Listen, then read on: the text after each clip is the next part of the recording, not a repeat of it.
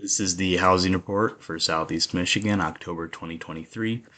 I want to go over the fact that nothing drastic has changed. We still do not have enough houses to go around, and we still have a ton of buyers in the market. Despite the high interest rates going over 8% in some cases, buyers still need houses. We need to change the way we talk about interest rates. Buyers this year, buyers last year, and even part of the year before were never going to get a 3% interest rate. And so for buyers to sit there and say the interest rates are too high, um, if you weren't in the market at that time, it doesn't really affect your affordability. This is where the market is, and this is what the interest rates are. Does it affect how much your payment is going to be? Absolutely. But a lot of the buyers that are in the market now, they realize they were never going to get those rates, so it doesn't change anything for them. This is what it is, and they're really pushing through and working hard to get houses because of it. Now, we can see here, 2022 to 2023, we are down in the number of listings. And I mean, if you look at 2019 pre-pandemic to now, there's just almost no new houses coming to the market, and that's because all the people that bought in those previous years with lower interest rates, for them to buy a new house now would cost them so much more. So people are hanging on to their interest rates and they're keeping their payments low, and that is why there's so few homes on the market. We are seeing some more seasonality in the market. Showing activity is down. Buyers tend not to want to look at houses when it gets colder. They don't want to deal with the fall rain or the winter snow. So activity goes down a little bit. However, compared to how many houses there are in the market, each house is getting more activity. So this shows the gap between new listings and how many homes are going pending.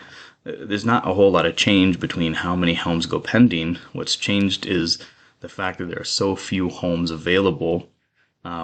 It doesn't really seem to dissuade buyers from going through and making offers. All that, from my experience and just looking at stats, is part seasonality, but also because the interest rates have affected people's affordability, and because people's payments are higher than what they probably want them to be, is they're being very, very particular in what they want.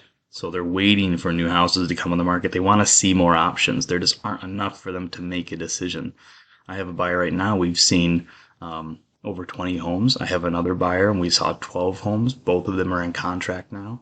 But, in my mind, that is almost nothing compared to what it was going into 2020. I showed a couple, 75 houses. And so because there aren't as many homes for them to see, they have to make decisions faster, and they have to be a little bit more aggressive in those decision-making skills and the offer process.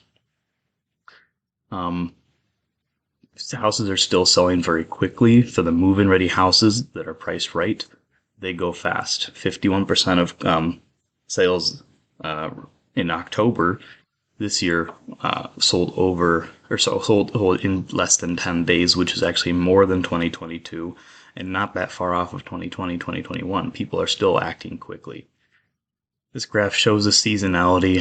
We're about to make this little crisscross in the colder months of the year, where less houses sell over asking and more houses sell under asking.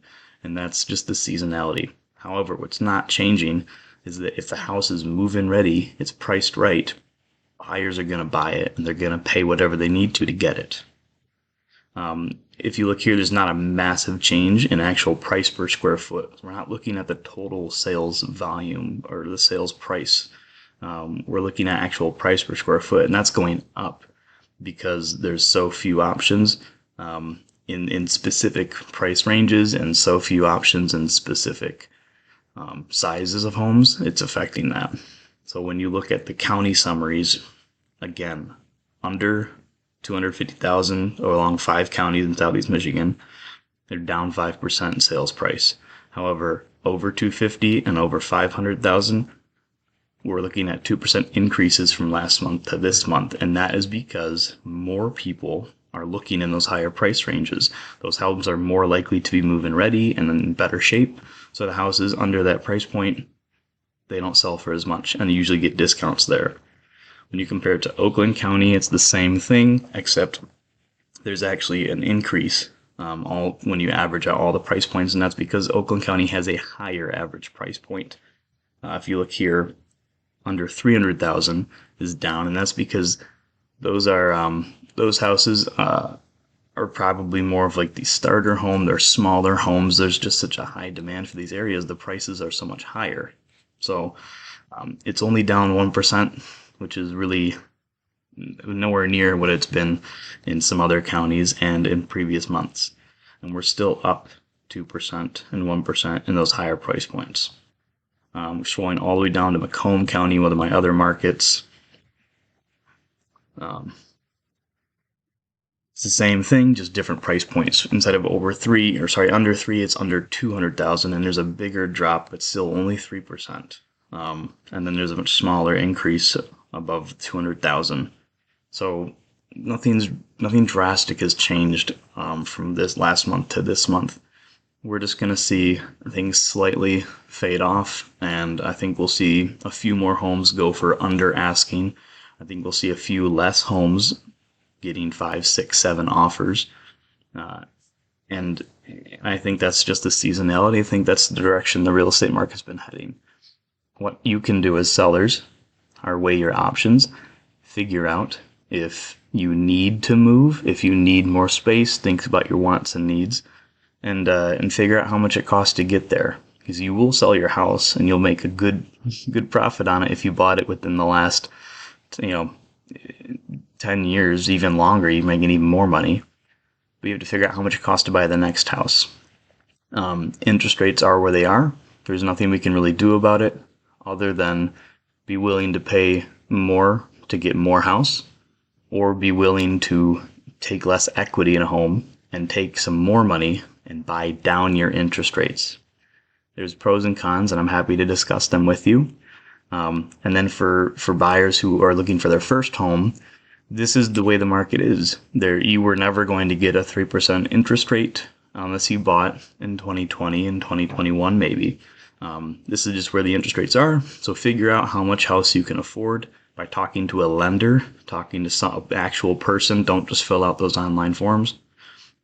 Be willing to do a little bit more research to make sure you're comfortable with the payment. And then if interest rates come down, you may be able to refinance and get that payment lower. But what you don't want to do is rely on being able to refinance and get a lower rate later, and then it never happens. Be comfortable with your payment, whether you're selling a house to buy the next one or if you're a first-time buyer. Be comfortable with the payment and do your research, know the numbers. That is the October 2023 Southeast Michigan Housing Report. If you have any questions or want to discuss things or disagree with anything I shared here, just let me know. I'm happy to discuss.